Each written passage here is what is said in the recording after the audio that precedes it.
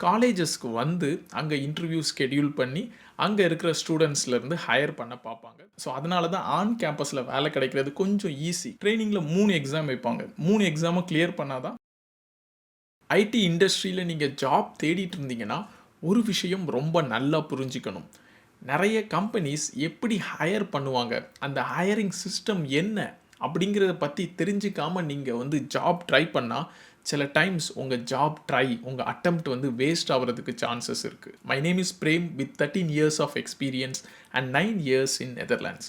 So இந்த டாப்பிக்கை பற்றி ரொம்ப கான்ஃபிடென்ட்டாக ரொம்ப சிம்பிளாக என்னால் கண்டிப்பாக எக்ஸ்பிளைன் பண்ண முடியும். ஒரு ஹை லெவலாக ஃபஸ்ட்டு நீங்கள் என்ன தெரிஞ்சுக்க வேணும்னா, ஒரு ஐடி கம்பெனியில் ஹையரிங்கிறது வந்து ஒரு 2 லேயரில் நடக்கலாம். ஃபர்ஸ்ட் வந்து ஆன் கேம்பஸ். ஆன் கேம்பஸுங்கிறது ஒன்றும் இல்லை, சில ஐடி கம்பெனிஸ் வந்து காலேஜஸ் கூட டைஅப் வச்சுருப்பாங்க. ஸோ காலேஜஸில் இருக்கிற பிளேஸ்மெண்ட் டிபார்ட்மெண்ட் சில ஐடி கம்பெனிஸை இன்வைட் பண்ணுவாங்க. இந்த ஐடி கம்பெனிஸில் இருக்கிற ஹெச்ஆர் ஐடி பீப்புள் எல்லாமே காலேஜஸ்க்கு வந்து அங்கே இன்டர்வியூ ஸ்கெடியூல் பண்ணி அங்கே இருக்கிற ஸ்டூடெண்ட்ஸ்லேருந்து ஹையர் பண்ண பார்ப்பாங்க. நான் 2013 ஆன் கேம்பஸ் ஹையரிங் மூலமாக தான் ஐடி இண்டஸ்ட்ரிக்குள்ளே வந்தேன். நான் படித்தது மெஃப்கோ காலேஜ், சிவகாசியில் இருக்க காலேஜ். ஸோ அங்கே காக்னிசன்கிற ஒரு எம்என்சி, ஒரு ஐடி கம்பெனி சிவகாசியில் இருக்கிற ஒரு காலேஜுக்கு வந்து ஹையர் பண்ணாங்க. ஒரு பல்காகவும் ஹையர் பண்ணாங்க. அரௌண்ட் லைக் 200 to 300 பீப்புள் அந்த இயரில் வந்து ஹையர் ஆனாங்க. ஸோ இதிலேருந்து என்ன புரியுதுன்னா, ஒரு காலேஜில் வந்து ஒரு கம்பெனி ஹையர் பண்ணுறாங்கும்போது நீங்கள் உங்கள் ஃப்ரெண்ட்ஸ், உங்கள் காலேஜ் கிளாஸ்மேட்ஸ் இவங்க எல்லாத்துலேருந்து தான் செலக்ட் பண்ண போகிறாங்க. ஸோ இந்த காம்படிஷன், அதாவது இந்த கேண்டிடேட்ஸ் லிஸ்ட் வந்து ஒரு க்ளோஸ்டு சர்க்கிள் மட்டும் தான். மேக்ஸிமம் ஓப்பன் இன்டர்வியூஸ் இருக்காது. வேறு காலேஜ்லேருந்து மேக்ஸிமம் வரமாட்டாங்க. So most of the time ஒரு காலேஜுக்குள்ளே தான் அவங்க செலக்ட் பண்ண போகிறாங்க. டிஃபிகல்ட்டி லெவலுமே கொஞ்சம் கம்மியாக தான் இருக்கும். ஸோ எங்கே டிஃபிகல்ட்டி லெவல் அதிகமாக இருக்குன்னா அதுதான் second layer of hiring. On campus இல்லை, ஆஃப் கேம்பஸ். ஸோ ஆஃப் கேம்பஸ்ங்கிறது ஒன்றும் இல்லை, நிறைய கம்பெனிஸ் அவங்க கேரியர் பேஜ், அவங்க லிங்க்டின் பேஜ்லலாம் இந்த மாதிரி ஒரு ஜாப் ஓப்பனிங் இருக்குது அப்படின்னு சொல்லி ஒரு ஜாப் போஸ்டிங் போடுறாங்கல்ல. ஸோ அதுதான் நம்ம வந்து ஒரு ஆஃப் கேம்பஸ் ஹையரிங் அப்படின்னு சொல்லலாம். நிறைய கம்பெனிஸ் டிஃப்ரெண்ட் வேஸாக ஆஃப் கேம்பஸ் ஹையரிங் பண்ணலாம். சில கம்பெனிஸ் வந்து மாஸ் ஹையரிங், அதாவது வாக்கின், நீங்கள் ஜஸ்ட்டு வந்து ரெஸ்யூம் கொண்டுட்டு உள்ளே வாங்க, நாங்கள் உங்களை அங்கேருந்து ஸ்க்ரீன் பண்ணி செலக்ட் பண்ணுறோம். ஸோ இப்படின்னு ஒரு ஆஃப் கேம்பஸ் ஹையரிங் நடக்கலாம். அப்படி இல்லாட்டி நீங்கள் ஆன்லைன்லேயே அப்ளை பண்ணுங்கள். நாங்கள் ஆல்ரெடி உங்கள் ரெஸ்யூம் எல்லாம் ஃபில்டர் பண்ணிவிட்டு நீங்கள் வந்து சூட்டபிள் பர்சனாக இருந்தால் உங்களை நாங்கள் வந்து இன்டர்வியூக்கு கூப்பிடுவோம் அப்படிங்கிற ஒரு ஹையரிங் ப்ராசஸும் இருக்கலாம். ஸோ ஆஃப் கேம்பஸில் டிஃப்ரெண்ட் கம்பெனிஸ் டிஃப்ரெண்ட் விதமான ஹையரிங் ப்ராசஸ் யூஸ் பண்ணுவாங்க. And on campus off campus compare பண்ணும்போது கண்டிப்பாக ஆஃப் கேம்பஸில் வந்து டிஃப்ரெண்ட் செட் ஆஃப் பீப்புள் உள்ளே வரலாம் இல்லையா. ஸோ அதனால் அதில் கொஞ்சம் டிஃபிகல்ட்டாகவே இருக்கும். ஸோ ஆன் கேம்பஸை கம்பேர் பண்ணும்போது ஆஃப் கேம்பஸ் ப்ராசஸ் டெக்னிக்கலி ரொம்ப டீப்பாகவும் இருக்கும், ப்ளஸ் இன்டர்வியூ எக்ஸ்பீரியன்ஸ் கொஞ்சம் ஹார்டாகவே இருக்கும். ஸோ அதனால தான் ஆன் கேம்பஸில் வேலை கிடைக்கிறது கொஞ்சம் easy comparing to off campus job opportunity. இப்போ நீங்கள் ஒன்று ரொம்ப இம்பார்ட்டண்ட்டாக தெரிஞ்சுக்கணும்.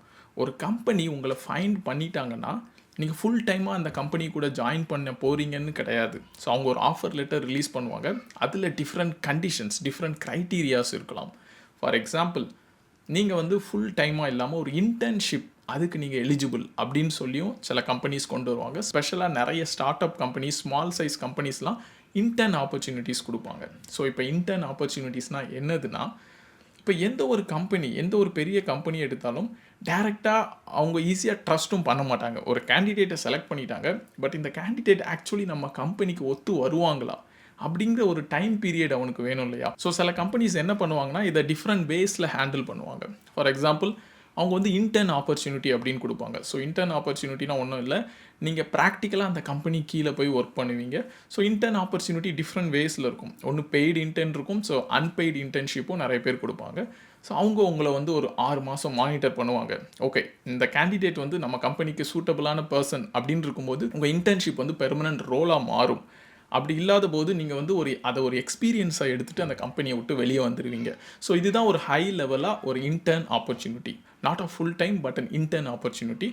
இன்னொரு விதமாக கம்பெனி எப்படி அவங்க ரிஸ்க்கை ரெடியூஸ் பண்ணுவாங்கன்னா, டேரெக்டாக ஃபுல் டைம் கொடுக்காம ஒரு கான்ட்ராக்டிங் ஒர்க், ஒரு பார்ட் டைம் ஒர்க் மூலமாக கேண்டிடேட்ஸை செலக்ட் பண்ணுவாங்க. அதாவது ஒரு ஸ்மால் சைஸ் கன்சல்டிங் கம்பெனி நடுவில் இருக்கும். ஸோ நீங்கள் வந்து அந்த கன்சல்டிங் கம்பெனி மூலமாக தான் ஒரு எம்என்சிக்கு போகிற மாதிரியும் இருக்கும்.